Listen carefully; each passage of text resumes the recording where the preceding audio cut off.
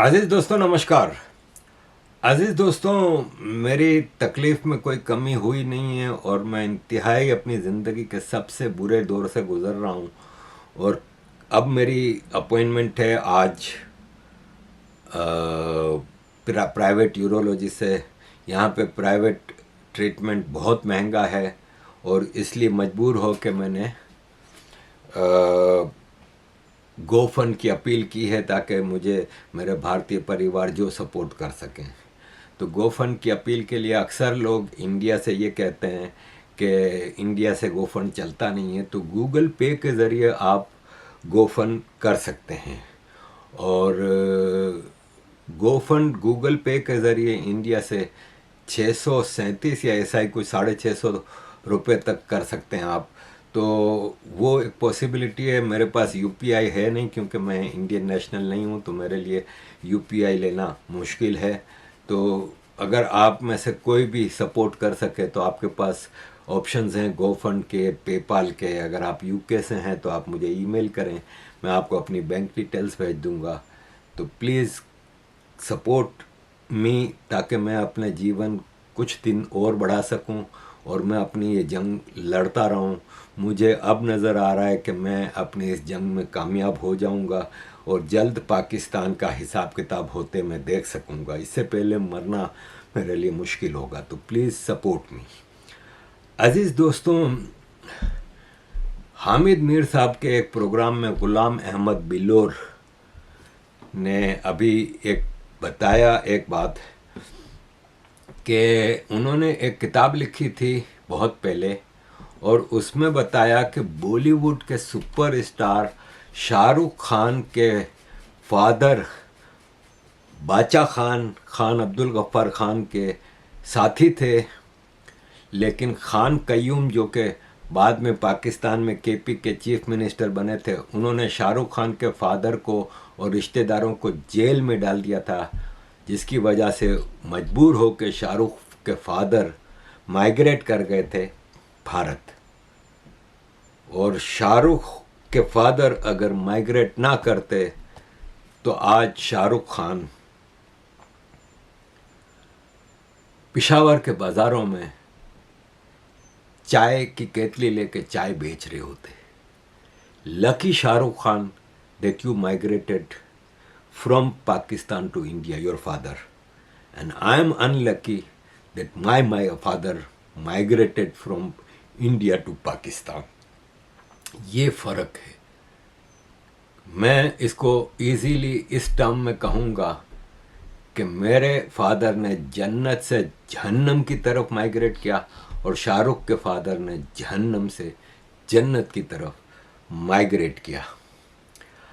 अजीज़ दोस्तों, भिखारी पाकिस्तान के सऊदी अरब ने $5 बिलियन की लोन रोल ओवर कर दी। सऊदी अरब इस वक्त हालत जंग में है पाकिस्तान से, वो अभी मामलात ख़राब नहीं करना चाह रहा, लेकिन वंस ये ईरान की जंग सेटल हो जाए सऊदी अरब ने पाकिस्तान का क्या हाल करना है वो देखिएगा। क्योंकि पाकिस्तान ने मुसलसल सऊदियों को आसरे पे रखा, बेवकूफ़ बनाते रहे और कोई इनके लिए कुछ कर नहीं रहा, सिर्फ फ़ायदा उठा रहा है सिचुएशन का और उनसे मुसलसल फाइनेंशियल सपोर्ट ले रहा है। जिन्हें अकवाम ने अपने मामला दुरुस्त नहीं किए, मुसलमान, हिंदू, सिख, ईसाई, यहूदी दी बहस तो कता नज़र उन्होंने दी किश्ती डोल दी है। बिल्कुल ठीक कह रहे हो। तो नहीं काम करोगे तो नहीं होएगा। सिंतास मुआहदे तो तुहानू नज़र नहीं सी आ रहा पिछले किन्ने साल हो गए ने, तुसी 5-6 दहाइयां हो गई, 5-6 दहाइयां भी तुसी वाटर स्टोरेज ਵਧਾਈ नहीं बताए, खत्म हो गई गल। आबादी का कंट्रोल किया जे नहीं कीता। दरियावां दा अपने दरियावां दा हाल के किया फैसल साहब, जाके तुसी उन्हां दरियावां दी हालत देखो। बाबर ने लिखिया है कि मैं जो इस खिते दे विच आया है कि ऐसी कौम भी मैं देखी है जिन्हां ने अपनी पुश्तां जिहड़ियां ने दरियावां वाले पासे कीतियां ने। सारी दुनिया दरियावां दे कोल जिहड़ियां ज़मीनां होंदियां ने फैसल साहब, दुनिया दी बेहतरीन और महंगी तरीन ज़मीनां होंदियां ने। ਇੱਥੇ ਅਸੀਂ ਕੀ ਕੀਤਾ, ਕਿਉਂਕਿ ਉਹ ਦਰਿਆ ਤੁਸੀਂ ਸਾਰੀ ਦੁਨੀਆ ਦੇਖਿਆ ਹੋਗਾ ਦਰਿਆ ਸ਼ਹਿਰਾਂ ਦੇ ਵਿੱਚੋਂ ਲੰਘਦੇ ਨੇ ਜੀ, ਲੰਘਦੇ ਨੇ ਕਿ ਨਹੀਂ? ਬਿਲਕੁਲ ਜੀ। ਅਸੀਂ ਕੀ ਕੀਤਾ, ਦਰਿਆ ਨੂੰ ਸ਼ਹਿਰ ਤੋਂ ਬਾਹਰ ਕੱਢ ਦਿੱਤਾ। ਯਾਨੀ ਖੁਦਾ ਨੇ ਸਾਨੂੰ ਇੱਕ ਖਜ਼ਾਨਾ ਦਿੱਤਾ ਹੈ, ਅਸੀਂ ਚੁੱਕ ਕੇ ਉਹਨੂੰ ਉਹਦੇ ਵਿੱਚ ਗੰਦ ਸੁੱਟਦੇ ਹਾਂ ਅਸੀਂ। ਤੇ ਫੈਸਲ ਸਾਹਿਬ ਇਹ ਮਾਜ਼ਰਤ ਦੇ ਨਾਲ ਇਹ ਦੁਸ਼ਮਣ ਦੇ ਉੱਤੇ ਜਿਹੜਾ ਹੈ ਨਾ ਗੋਲਾਬਾਰੀ ਕਰਨਾ ਤਨਕੀਦ ਦੀ ਆਸਾਨ ਤਰੀਨ ਕੰਮ ਹੈ। ਆਪਣੇ ਕਰਤੂਤ ਵੀ ਤੇ ਦੇਖੋ ਤੇ ਯਾਰ ਕਰ ਲੈਂਦੇ ਤੁਸੀਂ। ਹੁਣ ਸਿੰਤਾਸ ਮਾਤਾ ਤੁਸੀਂ ਦੁਬਾਰਾ ਗਏ ਕੋਰਟ ਦੇ ਵਿੱਚ ਕਹੇ ਇੰਡੀਆ ਨੇ ਅਗਰ ਇਸ ਤਰ੍ਹਾਂ ਕੀਤਾ ਤੇ ਐਲਾਨੇ ਜੰਗ ਹੋਏਗਾ। ਉਹਨੇ ਤਾਂ ਕਰਤਾ ਭਾਈ, ਤੇ ਐਲਾਨੇ ਜੰਗ ਤੇ ਹੋ ਗਿਆ ਤੇ ਫਿਰ ਅਗਲਾ ਕੀ ਹੈ? ਅਗਲਾ ਔਖਾ ਸਵਾਲ ਹੈ ਤਲਤ ਸਾਹਿਬ। ਇਹ ਸਵਾਲ ਨਹੀਂ ਹੈ, ਸਵਾਲ ਦੇ ਵਿੱਚ ਹੀ ਜਵਾਬ ਹੈਗਾ ਭਾਈ। ਜਵਾਬ ਹੈਗਾ, ਬੰਦਾ ਤੰਗ ਹੀ ਆ ਜਾਂਦਾ यार रोज यही जो गल्ला सुन सुन के। ठीक कह रहे अजीज दोस्तों, ये तलत हुसैन की बात आपने सुनी। इन्होंने कहा कि 60 साल बाद भी हम अपने इंडस वाटर ट्रीटी को कुछ नहीं कर सके। हम पानी की कैपेसिटी को जमा करने का कोई सिस्टम नहीं बना सके, पॉपुलेशन कंट्रोल नहीं कर सके। हमने तो अपना दरिया जो थे हमारे पास उनको गटर बनाया हुआ था और पूरा सॉलिड वेस्ट है वो हम उधर फेंकते थे। अब इंडिया ने पानी की जंग शुरू कर दी है तो हम मजबूर होकर देख रहे हैं। अजीज दोस्तों, अब मैं आपको दिखाता हूँ मोहसिन नकवी की कुछ बातें जो इन्होंने कल की हैं। तमाम पॉलिटिकल पार्टीज को एक कमरे में बैठना पड़ेगा, चाहे वो एक दिन बैठें, चाहे वो एक महीना बैठें, चाहे वो उसको एक साल बैठें। उनको इन नए यूनिट सूबों से लेके अपने मुल्क का एक एक इशू बैठ के सेटल करना पड़ेगा। जब तक ये लोग नहीं करेंगे, जब तक ये इकट्ठे नहीं बैठेंगे और इस चीज़ को तब्दील नहीं करेंगे, ये मुल्क इसी हालत में रहेगा। आप जितने मर्जी सेमिनार कर लें, जितने मर्जी फंक्शंस कर लें, जितनी मर्जी दफ़ा इकट्ठे हो जाए। मोहसिन नकवी वो आदमी है जो एक काउंसलर की सीट नहीं जी सकता, उसको सेनेटर बनाया गया। सेनेट आपको पता है कि डायरेक्ट इलेक्शन से होता नहीं। उसको होम मिनिस्टर बनाया गया, उसको क्रिकेट बोर्ड का चेयरमैन बनाया गया, क्योंकि उसके सर पे पाकिस्तान के सबसे पावरफुल आदमी का हाथ है।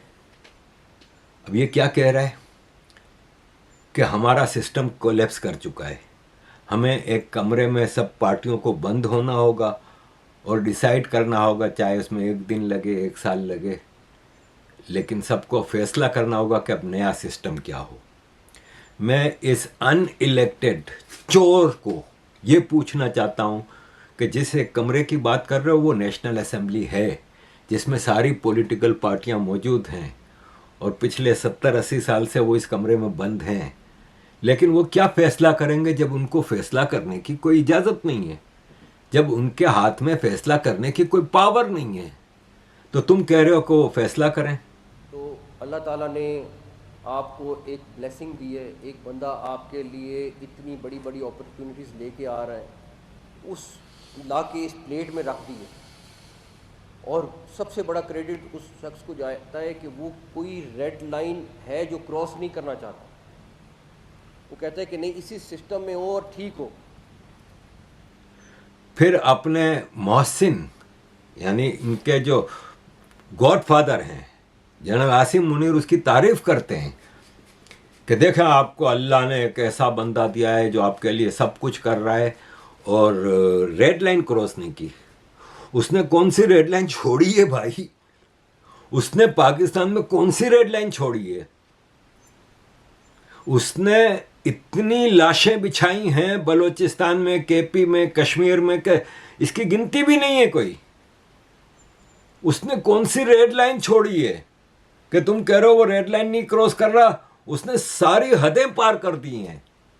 आप 10 साल बाद भी यहीं बैठे होंगे और इसी तरह तकरीर कर रहे होंगे और इसी तरह अपने मसले बयान कर रहे होंगे। इसने ऐसे का ऐसा रहना है, क्योंकि ये सिस्टम जिसके अंदर हम रह रहे हैं ये कोलैप्स कर चुका है, आप माने ना माने।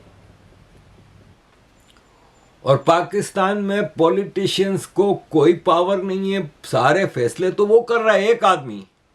और तुम कह रहे हो कि पाकिस्तान में ये भाई साहब लाइन क्रॉस नहीं कर रहा। सारी लाइनें क्रॉस कर दी हैं भाई, और आवाम को मुसलसल बेवकूफ़ बनाया जा रहा है। और पॉलिटिशियंस ये एक पॉलिटिशियन है मौलाना फजलुर रहमान। उन हल्कों का ये कहना है कि जी मौलाना साहब की तकरीर से जो भारत या भारतीय मीडिया है वो लोग बड़ा फ़ायदा उठा रहे हैं, वो इस चीज़ को फैला रहे हैं। तो क्या हमारा अपना बयानिया, सरकारी बयानिया इतना कमज़ोर है कि वो एक तकरीर के एक जुमले से सारा बदल जाएगा? देखिए, बात यह है कि मैं अपने मुल्क के अंदर को देखता हूँ। अगर मेरे बयानिए मुझ पर गलत एक इल्ज़ाम लगा के मुझे एक इब्तिला में मुब्तला करने के बाद जब मैंने उसका दिफा किया, मेरे दिफा को अब काउंटर किया जा रहा है कि हिंदुस्तान में तो जब बंगाल में आप सरेंडर कर रहे थे उसका इंडिया पे क्या असर था, उस वक्त हिंदुस्तान को क्या पैगाम दे रहे थे? तुम्हें शर्म नहीं आती इसके बातें करने पर? ये कहते हैं बाजवा ने हम सारी पार्टियों को बुलाया और कहा कि इमरान खान के खिलाफ नो कॉन्फिडेंस मूव लाओ, और हम लाए और हमने इमरान खान को हटाया। तो जो केयर टेकर गवर्नमेंट थी उसमें तो इसको ठीक ठाक हिस्सा मिला, लेकिन जब इलेक्शन हुए तो इसके साथ हाथ हो गया, क्योंकि धांधली करके इन्होंने पंजाब, सिंध, बलूचिस्तान में तो टोटल पीपल्स पार्टी और नून लीग को हिस्सा दे दिया, और वादा था कि केपी की चीफ मिनिस्ट्री दी जाएगी फजलुर रहमान को, और वहाँ पे वो कुछ कर नहीं सके और पीटीआई की सरकार बन गई। अब ये 2-2.5 साल से बर्दाश्त कर करके अब इसके अंदर की बर्दाश्त खत्म हो रही, और अब ये खुल के सामने बातें कर रहा है। अब मौलाना जो बातें कर रहे हैं, मौलाना के खिलाफ कोई एफआईआर नहीं कट रही, मौलाना के खिलाफ कोई चीज़ नहीं हो रही, इनकी फटती है मौलाना से। अजीज़ दोस्तों, इसी तरह पाकिस्तान में एक जमात है जो पाकिस्तान आर्मी का पॉलिटिकल विंग है। पाकिस्तान में सारे पॉलिटिकल पार्टियां आर्मी की आशीर्वाद में रह के आवाम को मामू बनाती रही हैं, लेकिन जितना जमात इस्लामी ने बनाया किसी ने नहीं बनाया। देखें, ये खातून हैं जमात इस्लामी जिसने बनाई थी मौलाना मौदूदी। मौलाना मौदूदी मेरा ख्याल है हरियाणा या कहीं इंडिया में ही पैदा हुआ था, और इंडिया में इसने जमात इस्लामी बनाई थी और फिर फटक करके पाकिस्तान आ गया था। पहले तो इसने पाकिस्तान मूवमेंट के खिलाफ मूवमेंट चलाई थी। इसने कहा नहीं, पाकिस्तान ना खपे, ना पाकिस्तान, और कायदे आज़म को काफिर आज़म कहा था, इसलिए कि इसका ख्वाब यह था कि अगर एक यूनाइटेड इंडिया होगा, बांग्लादेश, पाकिस्तान, इंडिया मिला के, तो मुसलमानों की एक कंसिडरेबल पोजीशन होगी, और फिर इंडिया में जो कॉकरोच हैं, क्योंकि कॉकरोच तो हमेशा से इंडिया में होते हैं, उनको मिला के हम सरकार बना लेंगे इंडिया में, और जिस तेज़ी से हम इस्लाम फैला देंगे 25-50 साल में इंडिया विल बी ए मुस्लिम देश। वो इसका ख्वाब पूरा ना हो सका तो फिर ये छलांग मार के पाकिस्तान आ गया। ये इसकी पोती है सोफिया फारूक, ये अमेरिका में पॉलिटिक्स करती है, रिपब्लिकन पार्टी की है, इसराइल का झंडा लगा के घूमती है। जमात इस्लामी के फाउंडर मौलाना मौदूदी की पोती। जमात इस्लामी के एक और अमीर थे काजी हुसैन अहमद, जिन्होंने पूरी अफ़गान वार में वो अमीर रहा, और उसने जो अफ़गान वार में जिहादी भेजे उधर, वो सबसे ज़्यादा थे। उसकी बेटी, उसका दामाद अमेरिका में, लियाकत बलोच एक और जमात इस्लामी का लाहौर से हमेशा सीट जीतता था, उसका बेटा कनाडा। ये हैं जमातिये, और ये जमातिये कराची, केपी, कश्मीर में गरीब लोगों के घर जाके उनके गरीबों के बच्चों को पैसा दे के, जिहाद की तरबियत दे के जिहाद करने भेजते थे अफ़गानिस्तान और भारत में। ये हैं जमात इस्लामी के लोग। अब अजीज़ दोस्तों, आजकल पाकिस्तान के जो पेड मीडिया है और पॉलिटिशियन वो बड़ाइयाँ खा रहे हैं कि पाकिस्तान की आर्मी ने बलूचिस्तान में ज़बरदस्त ऑपरेशन किया और इतने टेररिस्ट मार दिए। अजीज़ दोस्तों, ये ऑपरेशन हो रहा है, ये ऑपरेशन हो रहा है। आपको पता है कि पाकिस्तान आर्मी गाने बनाने में, ड्रामे बनाने में, फिल्में बनाने में सबसे आगे है। और ये देखें, ये ऑपरेशन की रिकॉर्डिंग करके फिर इसको पेश किया जाता है। इनके बाप की हिम्मत नहीं कि बलूचिस्तान केपी में जाके ये ऑपरेशन कर सकें, इनके बाप की हिम्मत नहीं है। और पॉलिटिशियंस में आप देखें, आसिफ जरदारी प्रेसिडेंट, उसकी बेटी first lady of Pakistan Asifa member of parliament, Bilawal Bhutto member of parliament, पूरी पाकिस्तान में लूटमार करने जाता है, बलूचिस्तान में जाता है, केपी में जाता है, पीओके में जाता है, सिंध में लूटमार का उसको डायरेक्टर बनाया हुआ है। जरदारी की बहन फरियाल तालपुर पूरे सिंध की गवर्नमेंट के ऊपर बैठी है और हिसाब किताब लेती है। और नून लीग की तरफ आए तो शहबाज शरीफ प्राइम मिनिस्टर, उसके भाई नवाज शरीफ की बेटी चीफ मिनिस्टर पंजाब। अब शहबाज शरीफ का बेटा जो कि केयरटेकर गवर्नमेंट में पंजाब का चीफ मिनिस्टर बनाया गया था, वो फारिग बैठा है, हमजा शहबाज। वो अपने बाप से जिद कर रहा था कि पापा मुझे भी खेलना है, मुझे भी खेलना है। तो अब प्राइम मिनिस्टर हाउस के ऊपर उसको एक ऑफिस दिया गया और वो सारे मिनिस्टरों से हिसाब किताब लेगा। हिसाब किताब में आप समझ गए ना कि क्या लेगा। और नवाज शरीफ ने कहा कि मैं भी बेकार बैठा हूँ, मुझे भी कुछ दो। तो मरियम नवाज ने नवाज शरीफ को एक ऑफिस दिया है और उसमें इसको कुछ रिस्पॉन्सिबिलिटीज दी जाएंगी। ये पाकिस्तान में बंदर बांट लगाई हुई है इन्होंने। और ये है कि देखें, ये हमारे रज़ा रूमी साहब हैं, ऑथर हैं। इन्होंने कहा पाकिस्तान आर्मी ने तालिबान बनाई, उसको एक्सेप्ट किया, अफ़गानिस्तान में सरकार दिलाई 96 में और उसको एज ए गवर्नमेंट एक्सेप्ट किया, उसको हथियार दिए, ट्रेनिंग दी, सब कुछ दिया, पूरा अफ़गानिस्तान दे दिया।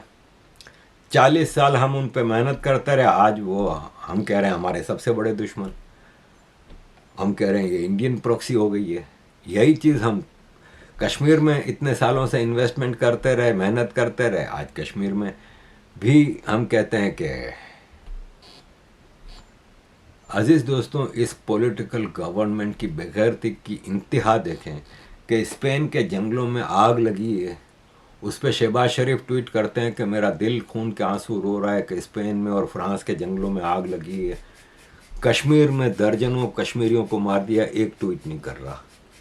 ये बेगैरत एक ट्वीट नहीं कर रहा कि बलूचिस्तान में हज़ारों लोगों को मार दिया है, हज़ारों लोगों को गायब कर दिया है, हज़ारों माओ बहनों को बंद किया हुआ है, उस पर एक ट्वीट, एक आंसू नहीं बहा रहा। इन बेगैरत पॉलिटिशियंस का कसूर इसलिए मैं कह रहा हूं कि नहीं है कि ये लोग तो पेड एजेंट है ना भाई, इनको तो पे करके आर्मी लेके आई है तो बस वो बैठे रूल कर रहे हैं। तो अजीज दोस्तों, इस मुल्क का अब हिसाब किताब होने जा रहा है और बहुत जल्द हम देखेंगे कि इस मुल्क का हिसाब किताब होगा और दुनिया देखेगी। और अजीज दोस्तों, एंड पे एक बात मैं बता दूं कि हमारा एक बेगैरत डिफेंस मिनिस्टर है, उसकी बेगैरती की इंतहा देखें कि ये सोनिया कहती है कि मैं 51 साल की हूँ और मैं छोटे बाल करना चाह रही हूँ, इसलिए मैं आज छोटे बाल करने का सोच रही हूँ। आप लोगों का क्या ख्याल है? तो इस पे एक गली में छिछोरा लोंडा जो छानेबाजियाँ करता है और आते जाते लड़कियों को छेड़ता है, उसकी तरह ख्वाजा आसिफ पाकिस्तान का डिफेंस मिनिस्टर कहता है कि तुम्हारे ऊपर लंबे बाल बहुत अच्छे लगते हैं, सॉफ्टर लुक है। अब PMLN वाले कह रहे हैं कि नहीं नहीं, ख्वाजा ने इसको ऐसी कोई ट्वीट ही नहीं की, क्योंकि उसने नशे में बैठ के ये कर दी थी ट्वीट। जब नशा उतरा तो ट्वीट डिलीट कर दी। लेकिन यार लोग उसके स्क्रीनशॉट ले लेते हैं, इसके स्क्रीनशॉट मौजूद हैं यार लोगों के खिलाफ पास। आपने ये ट्वीट की थी, अब आप इस सोनिया की, या क्या नाम है इसका, हाँ सोनिया का ज़रा हजामत करें और उसके बाल छोटे छोटे कर दें, क्योंकि उसकी बेचारे की ख्वाहिश है छोटे बाल करने की। अजीज दोस्तों, thank you very much for all your support. Kindly keep supporting.